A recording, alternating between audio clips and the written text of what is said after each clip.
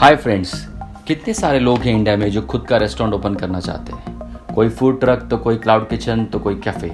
But सबके दिमाग में एक ही सवाल आता है कि क्या फूड बिजनेस में प्रॉफिट है, अगर है तो कितना है, कितनी प्रॉफिट मार्जिन से अलग अलग रेस्टोरेंट्स के मॉडल्स में, क्या एक्सपेंसेस होते हैं इनके, क्या क्लाउड किचन सच में प्रॉफिटेबल है। तो चलिए जानते हैं फूड बिजनेस के डिफरेंट मॉडल्स के बारे में और उनके प्रॉफिट मार्जिन के बारे में।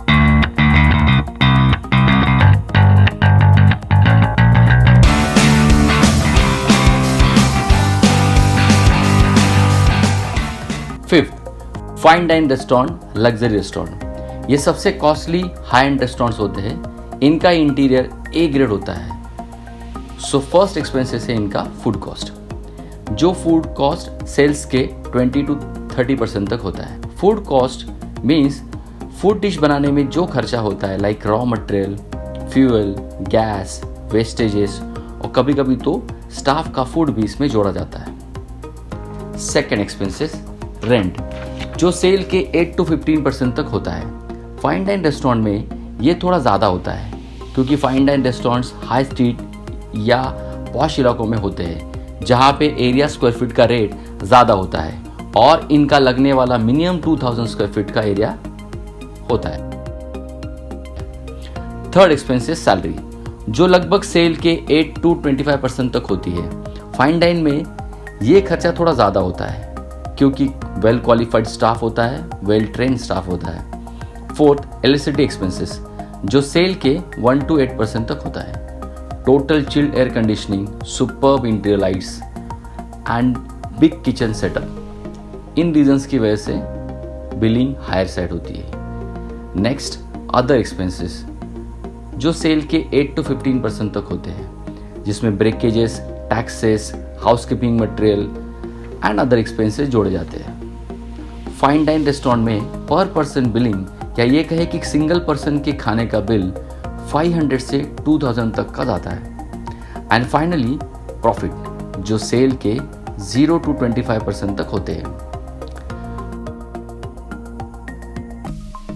कैजुअल डाइनिंग रेस्टोरेंट, ये रेस्टोरेंट ज़्यादातर क्राउडेड एरिया में होते हैं, जैसे कि मार्केट एरिया, रेलवे स्टेशंस, भीड़ भाड़ वाले इलाकों में। दुनिया के लगभग 50% रेस्टोरेंट इस कैटेगरी में आते हैं। इनकी फूड कॉस्ट सेल के 20 to 35% तक होती है। रेंट सेल के 3 to 15% तक होती है। सैलरी, जो सेल के 8 to 15% तक होती है। इलेक्ट्रिसिटी बिल, जो सेल के 0.5 to 3% तक होती है। अदर एक्सपेंसेस, जो सेल के 6 to 10% तक होते हैं। Next, quick service restaurant, biggest food chains like McDonald, Subway, burger Kings, जो इस कैटेगरी को लीड करते हैं। तो इनकी फूड कॉस्ट होती है सेल के 10 to 25% तक। इनकी फूड कॉस्ट काफ़ी कम होती है क्योंकि frozen foods, limited menu, bulk production and automated processes. Second, rent, main locations पे होने की वजह से इनका रेंट एक्सपेंसेस हायर होता है, जो सेल के लगभग 3% to 20% तक होता है। सैलरी, जो सेल्स के 3% से लेके 10% तक होती है। सैलरी कॉस्ट कंट्रोल इनकी काफ़ी होती है। इसका रीज़न ये होता है कि यंग स्टूडेंट्स होते हैं, पार्ट टाइमर्स होते हैं, नंबर्स ज़्यादा होते हैं बट हाईली क्वालिफाइड या हाईली स्किल्ड लेबर कम होते हैं। इलेक्ट्रिसिटी बिल, जो सेल के 1 to 6% तक होता है। एंड अदर एक्सपेंसेस, जो 6 to 15% तक होता है। पर पर्सन बिलिंग मिनिमम 70 रुपीज़ होती है। हालांकि हम लोग बर्गर खाते हैं तो उतना ही होता है, बट क्रॉस सेल की वजह से वो 200 तक हो जाती है। अब क्रॉस सेल्स मीन्स व्हाट? तो जब हम बर्गर लेते हैं उसके साथ फ्रेंच फ्राइज आती है, कोक आता है या आइसक्रीम्स आते हैं या अदर मील पैकेजेस आते हैं, जिसको हम क्रॉस सेल्स बोलते हैं। एज पर ब्रांड और लोकेशन सेल्स चेंज होती है। प्रॉफिट सेल्स के 0 to 25% तक होता है। Second, food trucks and street food stalls. Food cost sales के 10 to 35% तक होती है।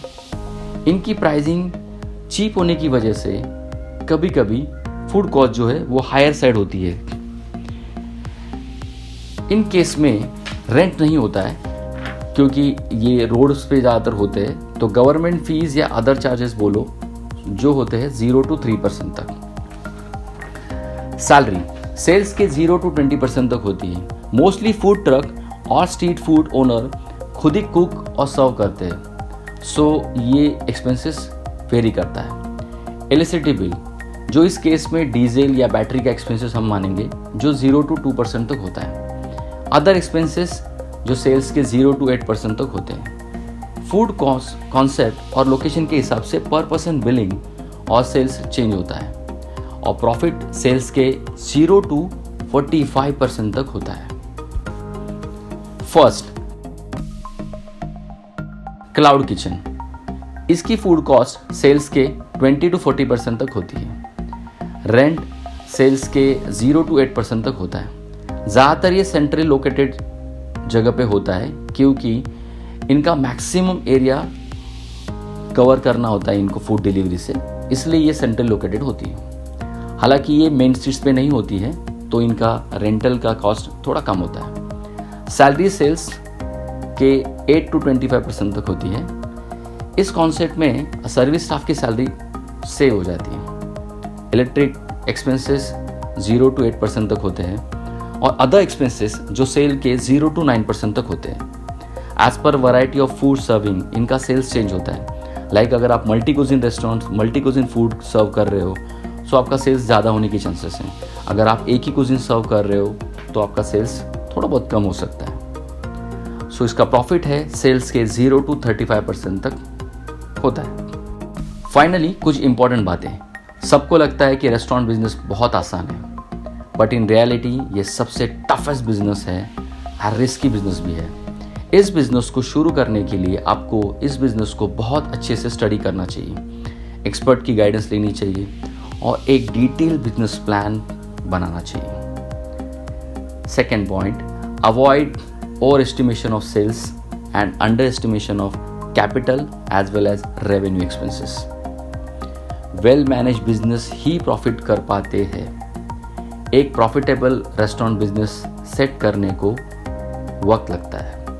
फूड बिजनेस ये एक समुंदर जैसा है और इसका नॉलेज भी वैसा ही है।